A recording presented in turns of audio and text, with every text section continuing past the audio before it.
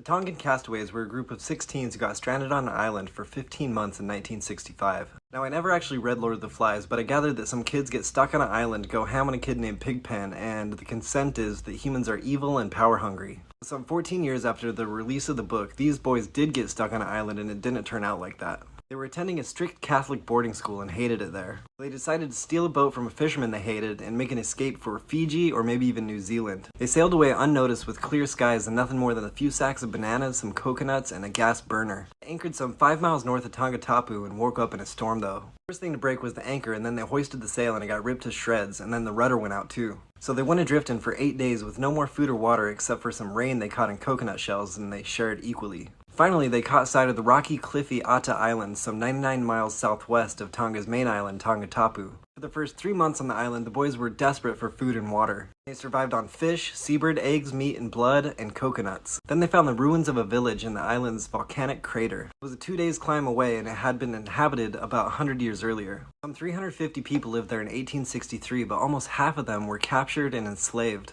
So the Tongan king of the time sent schooners over to evacuate and resettle the people on another island where they would be safer. Back in the ruins, the boys found feral chickens, wild taro, and bananas, and life got better for them. At one point, one of the boys named Steven fell off a cliff and broke his leg, and the other boys carried him back to camp and set his leg with sticks and leaves. He'd also started a fire with 2 sticks, and the boys kept it going continuously for over a year. Another boy named Kolo made a makeshift guitar out of a piece of driftwood, half a coconut, and wires salvaged from the wreck. And they sang songs together at night and came up with 5 of their own. Finally, on September 11th, 1966, the boys saw a fishing boat captained by a guy named Peter Warner. From the boat with binoculars, Warner first saw patches of burnt cliffside, and then he saw the boys swimming towards him, naked and unkempt. Steven got to the boat first and yelled out, "My name is Steven, there's 6 of us, and we reckon we've been here for 15 months. They had been thought dead and funerals had been held for them. But when they got back to the capital, police arrested the boys at the behest of the fisherman who was still livid about his boat getting jacked. So Peter reached out to Channel 7 Australia and made a deal with them to make a documentary about the castaways.